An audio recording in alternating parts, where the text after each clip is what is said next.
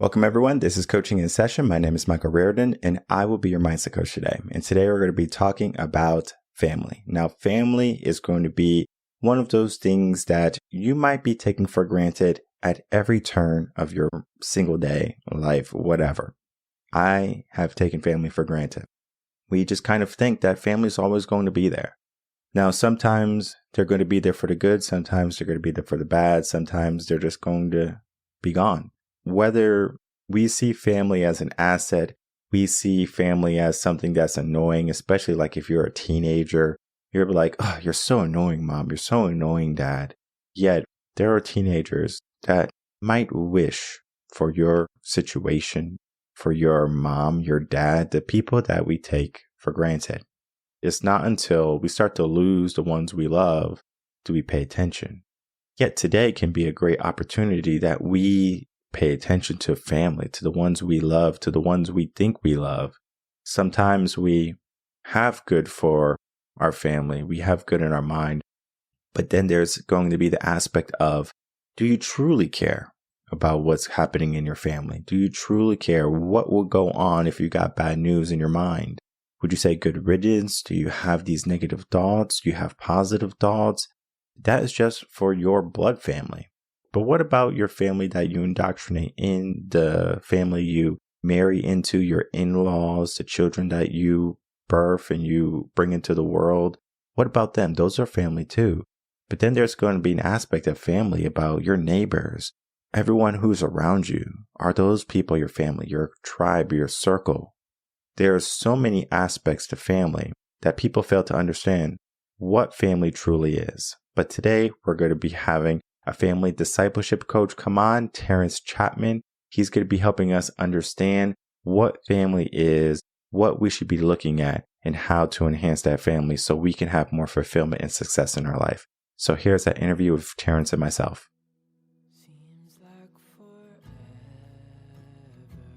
Welcome, Terence Chatmon, to Coaching in Session. How are you doing today? Hey, I'm doing fantastic. Today, we're going to be talking about your work. You are a family discipleship coach, and we're going to be talking all about that today.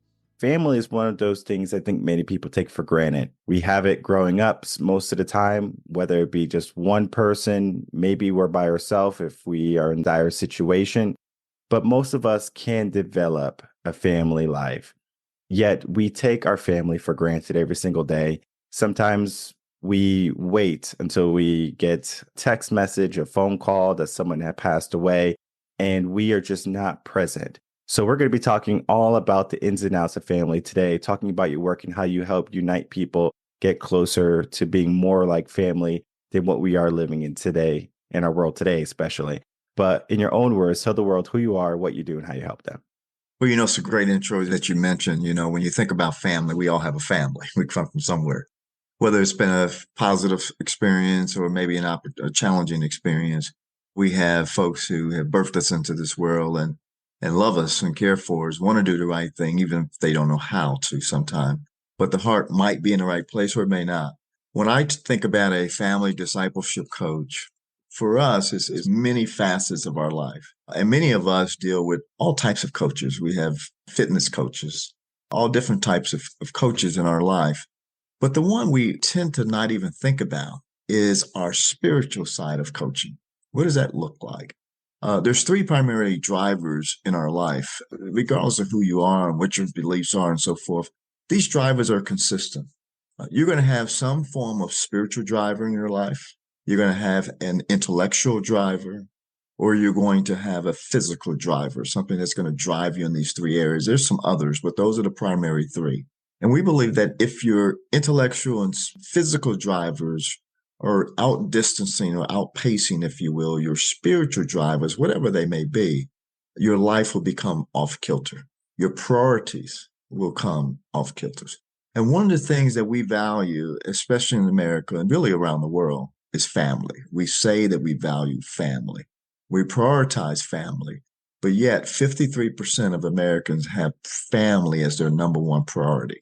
The number two is way down the list, but family is the number one priority in their life. But yet, sometimes, although we try to do the right thing, we don't know how to raise our kids, for example, to grandparents our kids. And as a result, we have children today with high level of depressions, high levels of anxiety, not just children, but people across the board. And there's a reason for that. And so the family discipleship coach comes in. It helps whoever has guardianship for the child. It could be a parent, grandparent, whoever has guardianship for the child. We help them to think about how to be intentional in raising their kids, especially in a faith-based scenario. There's a saying that they say sometimes when we're growing up, we forget that our parents, our grandparents are growing older. And we're so focused on us, right? We're worried about staying up to the latest trends. Maybe we are trying to stay in line with our peer groups. And we forget that our parents are getting older because we're so busy on, okay, I want to be 16 so I can drive. I want to be 21 so I can drink. I want to be 30 years old so I can start a family, whatever age you give yourself for that. But many people don't realize that family was always from the jump, was always from the start.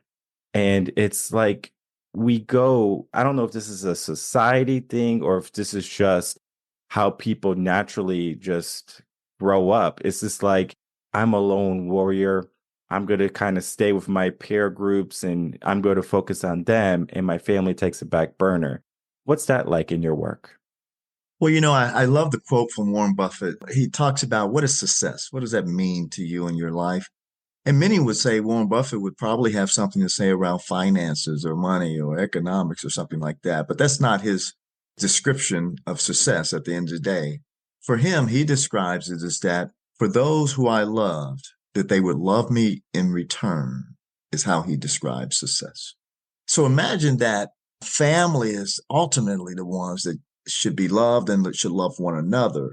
There should be unity in that area. And so, what is success? When we reach the end of our days, after all the different ages and stages of life, we come to the realization that nothing else is more important but to be loved by someone.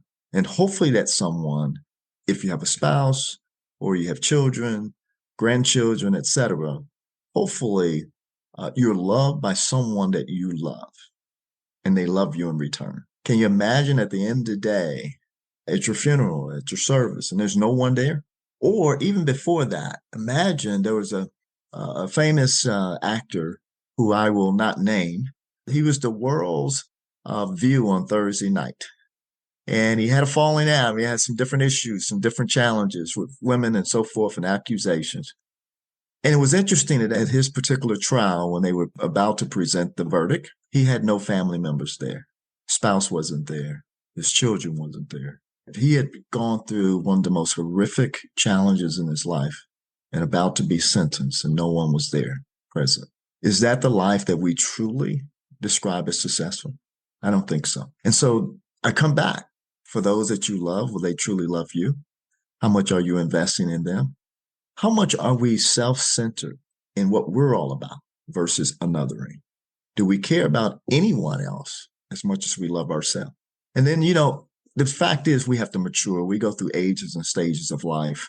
You talked about them. I mean, when we're young, between 0 and 5, we need affection. We need to be cuddled. When we're 6 to 10, we start to think about, do we matter? Do we have purpose? When we're 11 to 16 or 17 or so, we want to have family and fun and community. And if we don't have those building blocks in place, we start to search for them. When we get older as young adults, we always want that independence. We don't want to be like your father, Chevrolet. We want to be a little bit different.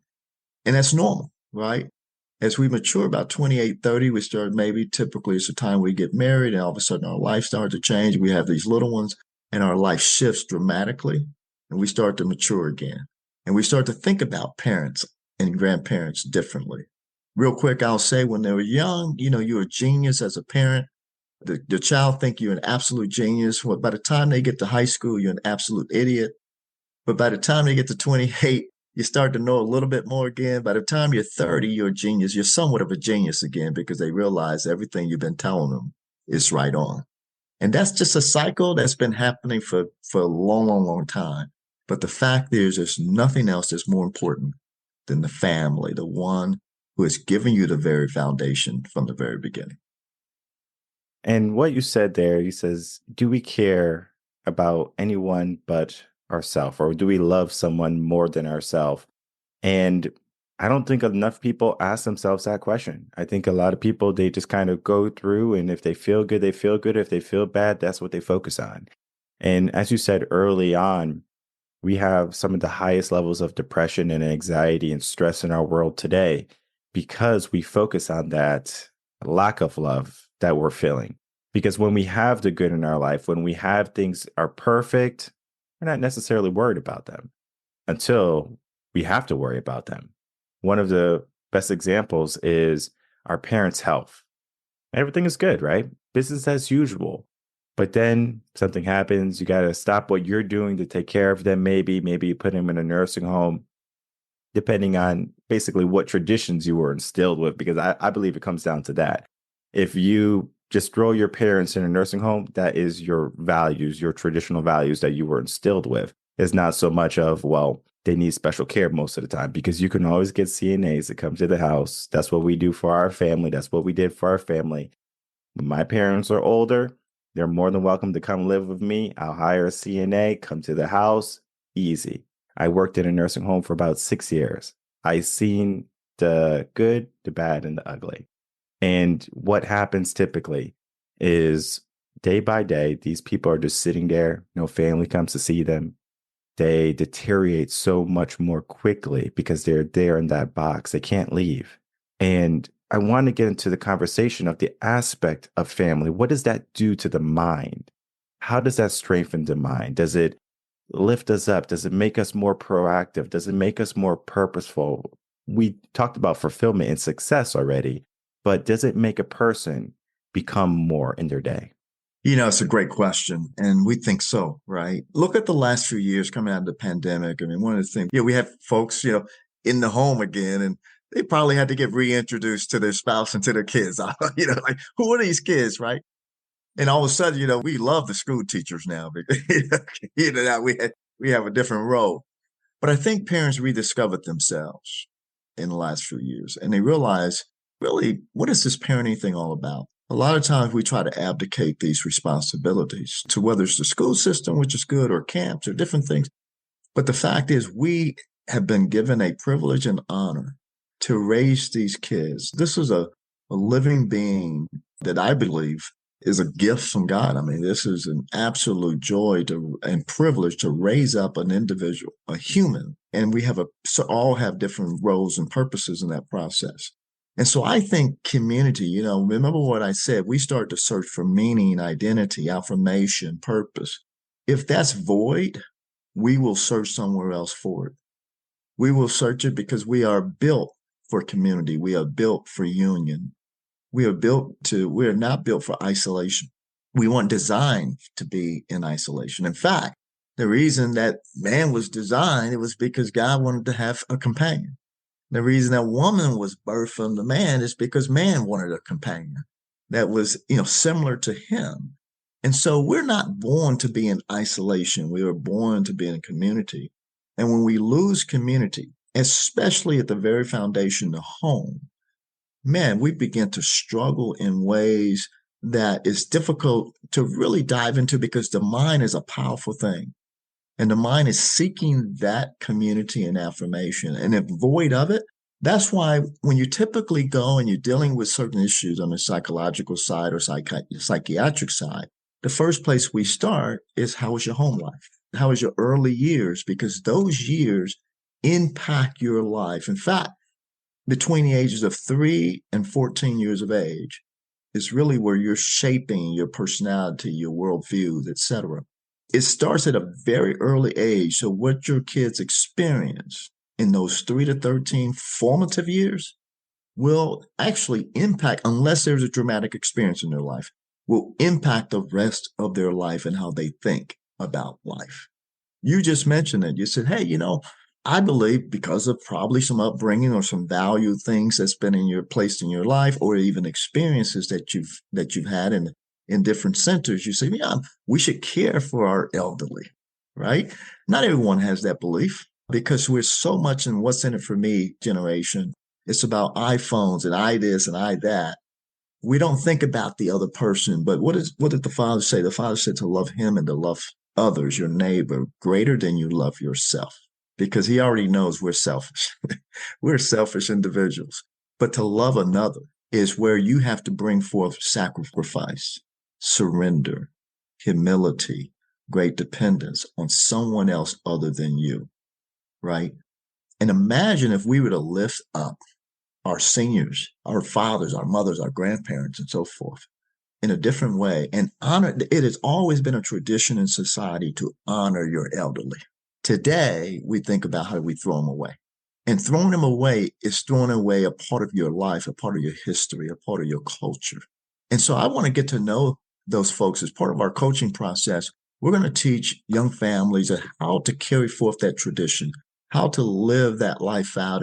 And we call it unity in the spirit, how to connect these generations so that the value of one is not tossed out and lost because of neglect and so forth. We're going to help families do that, especially for us on the spiritual side. And so we have what we call master family champions who's been trained to coach parents on how to be intentional in raising their kids and passing on these values because it has to become theirs, right? We can't force these values. We can train them, we can develop, we can demonstrate them, we can live it out and walk that life. But at the end of the day, they have to make a personal decision. And the question is, who are you going to glorify, yourself or another? There's an aspect that some people are going to be thinking now that I had such a rough family life and they're just like, I'm already messed up. And they kind of continue that trend with their family that they begin. Maybe they find someone they love, they get married, have some kids, but in their mind, they just have that negative upbringing in those formative years, as you were saying. That is their foundation. Yet that does not have to continue to be their history, their foundation anymore. They can begin to change that. But a lot of people are just stuck in the habit of what they know versus of what they can learn. It's not so much of the families that do well. If we look at the communities, for example, I don't mean to make it black and white, but I am. Black and white communities. The reason why maybe the Black community is suffering is because the aspect of family is just so thrown out there, right? We have a high single mother household, fathers are out of the picture. Where is the family unit? Yet if we look at another culture's family, they're more united. And when that happens, they have a stronger foundation. It's almost like, would you rather start from scratch every single day when you wake up, or would you rather build an empire piece by piece, brick by brick? People fail to understand that family is that, where if you had a rough life, if you had a rough upbringing, that does not have to be your tomorrow too. How can people start to change those negative pasts that they had to start to focus on the good family building habits and to keep that going generation after generation?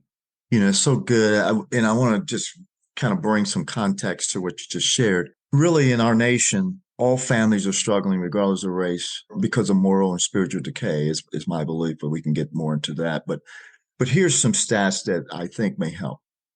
One, in the African American community, obviously, we have many challenges. You spoke to single parent households, it's somewhere in the area of 72 to 75%, depending on the study. Think about it, out of every 100 homes, 7 of them may have one parent within the household. In the white community, that number is around 58% to 64%, depending on the study. In the Hispanic homes, which has never happened in the history, 33 to 38% of Hispanic households are now single parents as they adapt more to the American way of life. We've never seen that before. And then get this, 10% of our children are growing up in no biological households whatsoever. Why is that important? The very foundation of a father, a disciplinarian in the home, is missing. However, there are a lot of men who are now raising kids. And so when we think typically of single parent households, we typically think of the wife or the woman. But now we see a trend where men are caring for kids as much as women. When one person is in the household, everything is impacted from economics to childcare to attention to all of that. It affects the very essence of the family life. And I don't want to say scars the child, but it sets a model in front of the child that's not whole. It sets a model where something's missing. They can't quite connect all the dots, but they know that something is missing because we were birthed into a scenario that I believe includes a a husband and wife and children. It's a nucleus of a family. We used to say in the African American community, it takes a village to raise a child. And so we had multiple families, and maybe multiple parents, right? We had the grandparent, we had the mother, the father, we had Unsu down the street, we had, some neighbor who was the neighborhood watch. So we didn't need the neighborhood watch. We already had that. We had all that stuff in place, and all of them had permission and authority to take care of business if needed. Now we have the garage, the remote scenario where everybody just pulls in, put that garage down, we never see them. You don't walk down, play marbles down the street, knock on the door like we used to. And that stuff doesn't happen, and their communities are being challenged as a result. Well, all of this is impacting generations. And I believe things like single parents households, dual income households are impacting families because now no one's in the home to see the child. When the child comes home, there's no one in there. And so what do? They turn on the TV or they turn on the games. Get this. Our children are spending 10.3 hours on some device every day. Every day.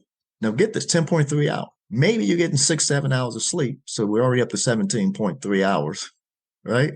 And then you got to go to school. 10.3 hours. What we're doing, we're using that device to babysit our kids. And I'm not poo-pooing on devices. The fact is they're here. Technology's here and it's going to stay. How do we put boundaries around these things as we put boundaries around our life? The reason I started with moral and spiritual decay, because we can come up with a lot of issues, but your past never impacts your future. It should not impact your future, but the fact is it does. What we experience in life impacts our life for a long time until we're able to come up. But I want you to know that there's hope. I want your audience to know there is hope regardless of whether you had a good childhood or a bad childhood. Sometime your mess can become your message. Use your mess as your message.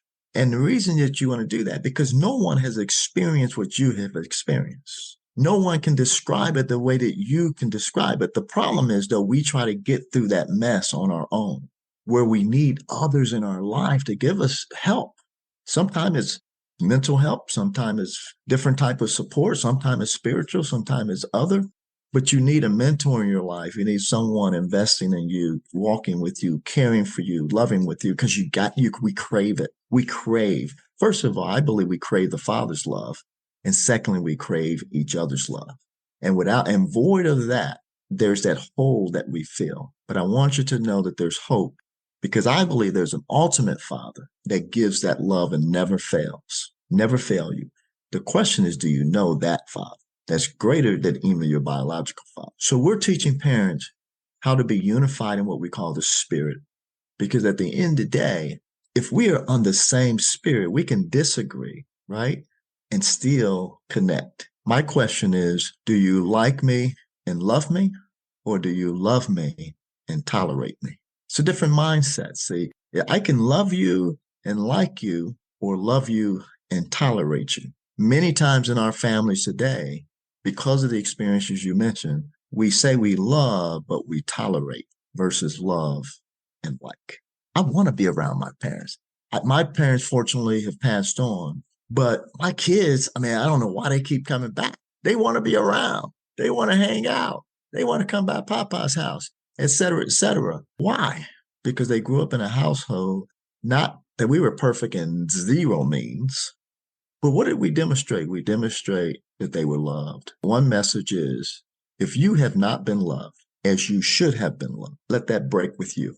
You can start a new beginning. You can be the one that demonstrates that love beyond your power and understanding and pull from a source greater than you. Be that beacon of light for the next generation. An aspect of like the broken family, as we were talking about, especially when it comes to marriage and religion, it's until death do you part.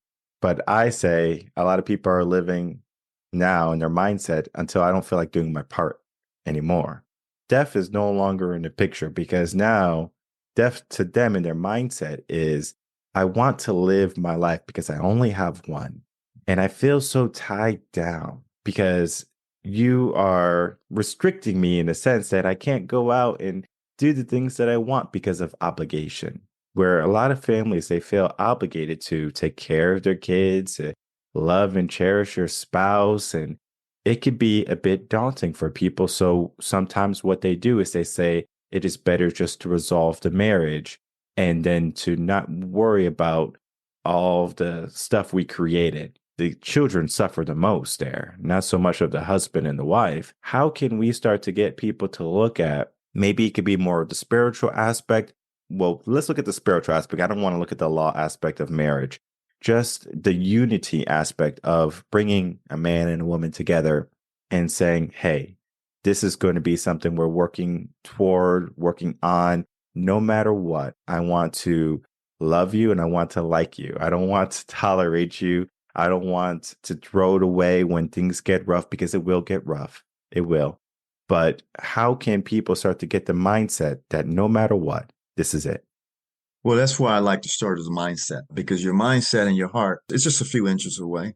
But it starts with your mind and your worldview, and then your heart reflects that. And so here's the idea. First of all, let's examine what love is. And from my perspective, love is a commitment. I believe it's a little bit further. Love is a commitment, but the love that I'm talking about is ordained by God and is undergirded by emotions. A lot of times what we think is love is about emotions, and it's convenient.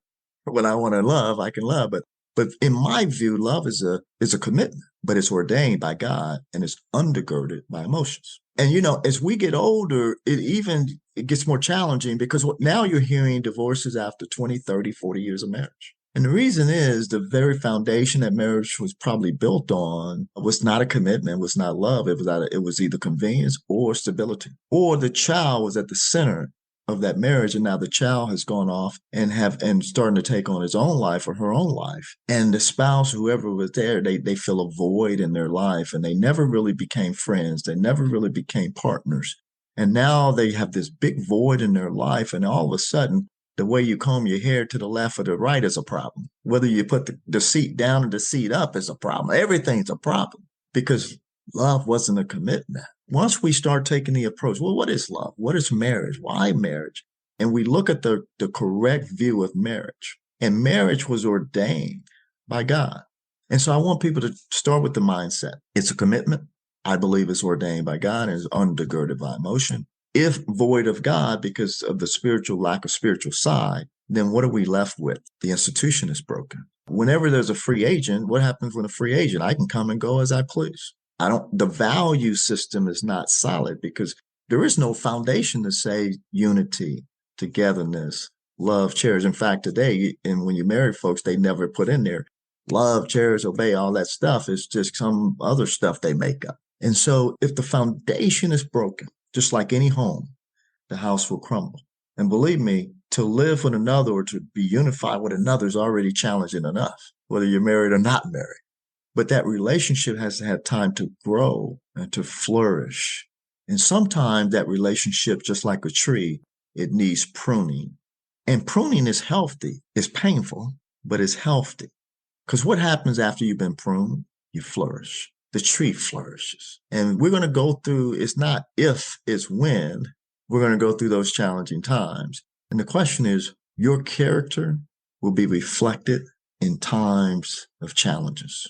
The rocky roads, if you will, the challenge, I call them the valleys. That's when you'll see your real character of a person. It's when they're in the valleys, not the mountaintops, and we're celebrating, we're doing all this stuff. It's in the valleys that we find our true self. When we're facing those adversities in life, when we lose a job and all of a sudden, hey, I was in it for the money, now there's no money, I'm out. And I would also say, I grew up in a time where it was just that you stayed married regardless. I mean, you just don't separate and all that. I think that's true, but not true. And we're going to try to work that through. But at the end of the day, he doesn't cause for you to be neglected or abandoned, if you will, or where there's misappropriation within the relationship. He doesn't call you to remain in that marriage. In fact, those are the two sacraments that even the Bible says, hey, you have the right to walk away. It's not that I want you to try to work it through. It's the first step, and seek counsel and all of that. But at the end of the day, you're not to be in a relationship that's abusive, that someone is just sexually mistreating you, or whatever the case may be, or neglect you. But I say seek counsel for that.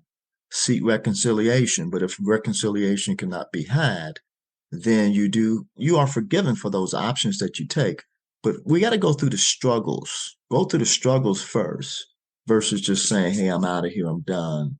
The grass isn't greener always on the other side. You're going to find the same issues. It's going to look good in the summer. But by the time you get to the winter, that grass looking about the same. It's looking ugly, man. And yet we got a new yard to mow, and we don't know how to navigate it. Why? Here's the key. Never been taught. We've never been shown what true love is. We've never been shown what relationship is. See, that's what single parents do. We've never been really taught. Back in the day, you date your daughter or you date your son, things like that. You take them out. You show them how to treat a woman. You show them what marriage looked like. If you don't model behavior, tell them how to do it. You're going to then show them how to do it. Then you're going to let them do it. And then you're going to have the critique around what they do. And then you just do it all over again. Well, guess what? What if there's no one to tell you? What if there's no one to show you? What if there's no one to allow you to do that in the proper form because you didn't learn the proper form? And there's no critique of it. There's no consequences. There's nothing. Then we devalue the very thing that we say is critical in our life and in our society. And I believe as the family goes, society goes. And marriage is the model of what family should be about. We do have to look at the values of family because I think people, they don't even understand what values family has, let alone themselves. One of the first things I do with my clients is we look at your values. Whether you're single and you want to get in a relationship, or if you are just trying to enhance your career, your life, we look at your values. When we begin to put family in the mix, it's a mix of values. It's not so much of what I believe family should be, it's what we believe family should be. That's why when you find the right person, values are so important. What are some of the most important values you have found to family? Man, you're getting into my family discipleship stuff now. In fact, we peak view a genealogy. That way you can see what your real values are and how you were shaped and what roots you come from. Not that you necessarily going to be that person, but at least it gives you a foundation. And then we move into a value discussion. And we're not talking about the nice values everybody like to put on the board because it's real sexy and attractive. True values is really, what do you truly, truly believe? What do you truly have what I call conviction for? Because there are some values that's behavioral driven. There's some values you're going to be committed to, as I talked about. But the question is, what are you convicted? There's a difference between behavior modification and conviction. I'll give you a quick story. My grandfather had a value of education. He grew up in a very small place called Round Pond, Arkansas. If you know where Round Pond, Arkansas, you'll be one of the less than 1% of people that I found in America to know where it is. Okay.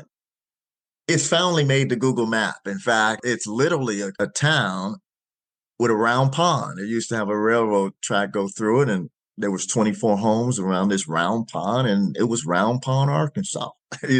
Booming. I mean, it's got 2,400 people. It's about 40 some miles outside of Memphis. But anyway, he grew up there. My grandfather grew up, and his father passed away. And so, in 2 years old, back then they were farmers. So he took over farming responsibility. Now, he never was a laborer. He was actually a supervisor eventually of the hands. And that's why he met my grandmother. And so they met, got married, and they eventually moved to Chicago, which is where I was raised. But my grandfather had to drop out of the second grade to take care of the farm. And so back then there was a time and era where education was the big deal. Get education, get out of it. And my grandfather was moved. My grandfather was great with his hands. He was an engineer. In fact, he became an engineer with a second grade education in one of the largest airline companies in the world, United Airlines. But they kept trying to hold him back, saying you don't have a diploma. And so he said, hey, you know what? I'm going to get a diploma. He could have went and got a GED, could have knocked it out, boom, boom, but he didn't do that. I don't know what happened, but he went on some type of accelerated program. And he set in the third grade, the fourth grade, the fifth grade, all the way through. It took him years to do this. He didn't even need it by the time he finished it. But he ended up getting a high school diploma and walking across the stage. And I remember asking him, Pops, why in the heck did you do that, man? Why didn't you just take the GED, get it out? He says, no, see, this wasn't for me. This was for you and the next generation. Education is critical to progress our family and our life. That's just what he believed in. And not just my employment. He'd already made it to where he was a chief engineer with a second grade education, now, with a high school diploma. But he wanted us to see what he truly valued. Well, guess what? of his 4 kids, 3 of them went on to college. One of them became a superintendent of a school. His grandkids, 80% of his grandkids now have a college education or master's degree or a doctorate degree. I mean, this is all stemming from a man that probably a generation that had less than 10% with a higher education college degree to 80% in 2 generations with college degrees or higher. He valued education. So the question is, you have to examine, do you truly value what you say you value? Do you believe what you say is really real? Your values determine who you are, your character, how you spend your time, how you connect with people, what love really means to you, what marriage really means to you, what family means to you. And so I ask people to examine what they truly value. How do you do that? One, say, look at your checkbook. That'll tell you pretty much what you value. Look at your schedule. Keep a schedule of yourself in 30-minute intervals for 2 weeks. See how you're investing your time, because I believe in time, talent, and treasure. And so what are you spending your time doing? So the time is your scheduling. The talent, what are you spending your time doing? What are you spending most of your focus on? And the treasure, what are you spending your money on? If you look at those 3 things, you will understand what you truly value. And what underneath what I call the drivers, right? Remember that spiritual drive, physical drive, what's driving it? Do you have a desire do you value money because you just have a desire to be better or do this or do that? Or do you desire money because you have a heart of generosity and you just want to give it away? What's driving you determines your values, right? Do you have a heart for people? Do you just don't like people? I mean, that's going to drive you to connect or not, right? Do you have a heart for work and work ethic? It's a value. Do you have a heart to help others? It's a value. What's your time? What's your talent? What's your treasure? Track those things will determine your real, true values in life. I love that. And all of that is going to be important. Really get into the aspect of learning about themselves and then learning about what they want for their family too. Because as we began the episode talking about Warren Buffett, about how he viewed success with the ones he loves him back, we all want to be loved from the people we love too. Now, you might not know how to truly love, right? There's love languages, there's different aspects. You might not have been taught how to love, and you don't know how to do it well. We can learn how to love. We can learn how to understand our values truly instead of just surface level stuff of, I want to be healthy. Health is a value of mine. Well, it's probably a value for everybody, but they don't do the things that they necessarily need to do to keep that health. Is it truly a value of yours? There's so much that we talked about, and there's going to be so many questions. I'm sure people are going to be reaching out to you and just trying to figure out, where do I begin? Because this is going to be a question that many people are going to be at with all this wealth of information that we just received today. They're going to say, where do we begin? Well, one step at a time. And one of the best places to begin is always to inquire about, how can people reach you, right? Because that's going to be the first step. That's going to be the first stop. And then also give us some final words to leave the episode on. Yeah, so they can find us on our website, obviously, Victorious, IOUS, victoriousfamily.org. Ton of resources to help you and family to flourish and so forth. And then this is crazy. I give out my personal cell phone number because I want to talk to people. 708-653-8250. That shows you my commitment to you. People say, hey, I want to help you. I want you to flourish. Well, I want you to flourish. And so call me. Let's talk about it. Let's bring up the question. We have trained over 100,000 parents. We're now in 39 countries. And my job today, I went from managing 2/3 of the Coca-Cola company, $50 billion, to helping families across this nation. Why? Because I see a moral and spiritual decay in our nation. And I believe that it's impacted because of the family, the dynamics of the families unraveling. And so it's more important to me to really tighten that family up versus try to figure out how to sell another ounce of that colored water. Because the colored water, I'm bringing a different water, but the colored water, it's not going to get you to where I'm talking about ultimately. But this other water is one that will refresh, restore, reignite, and reunite. And so that's where I go. I hope that you come. Last words. Over the last 50 years, we have drifted as a nation. We have drifted as a family. It is even hard to determine what marriage is. It's even difficult to even determine what does it mean to parent. As much as we want to do the right thing, we want to love our kids, the fact that there are many influences in our kids' life today. In fact, if you're not being intentional in raising your kids, trust me, someone else will be intentional. Whether it's the media, whether it's someone down the street, whether it's a buddy down the road or whatever, if you're not intentional, trust me, someone is going to be intentional in raising your kids. Why not be that spiritual leader or that leader within your home? And we can help you with that.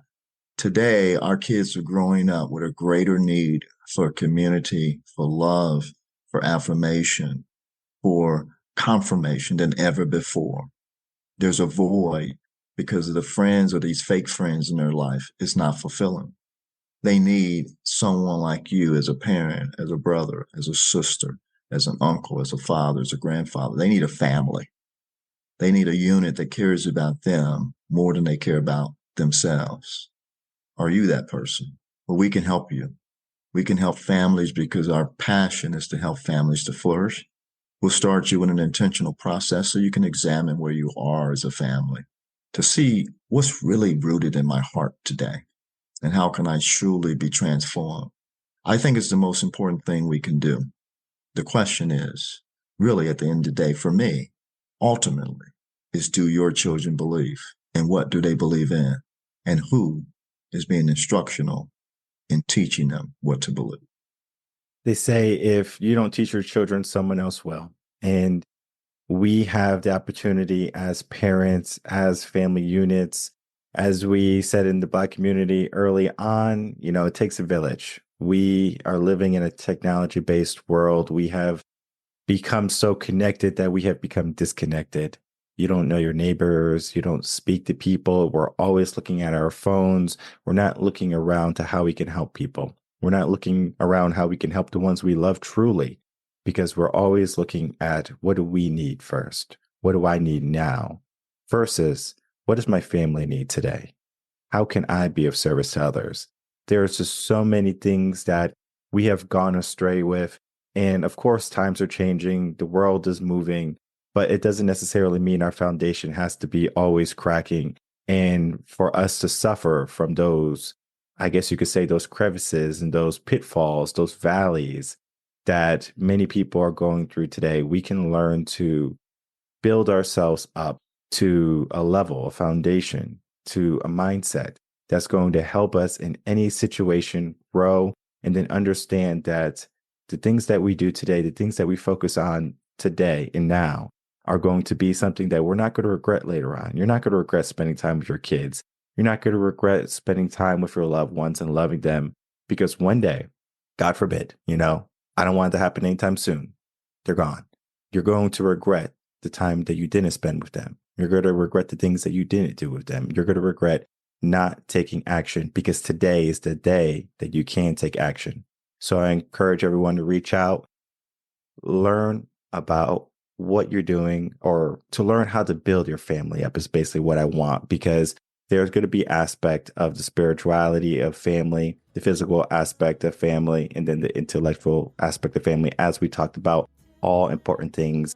And I encourage everyone, the links that for his website going to be in the description box below. I am going to talk to him after to see if he wants his cell phone in the description box below, because I don't want like robots and stuff to start texting you and stuff. But either way, loved our conversation. So powerful, so impactful. And thank you so much for coming on. All right, everyone, I'd like to thank you so much for watching that interview with Terence Chatmon and myself. As you can see, great conversation. He is just spot on. He comes from a good place. He has a good heart, good man. And it's hard to find individuals like that. I will say, from meeting, again, I talk to a lot of people. I work with a lot of people, connect with a lot of people. But when you meet someone who's truly like, you just have that connection with, those are the people that you inquire. You say, hey, Terence, I have this situation in my family. He can help. Hey, this is going on in my mind. He can help. This is where we have to look at so many different aspects to mindset, because how I operate with mindset is more on limiting beliefs versus how he's operating on family everyone has their own specialty.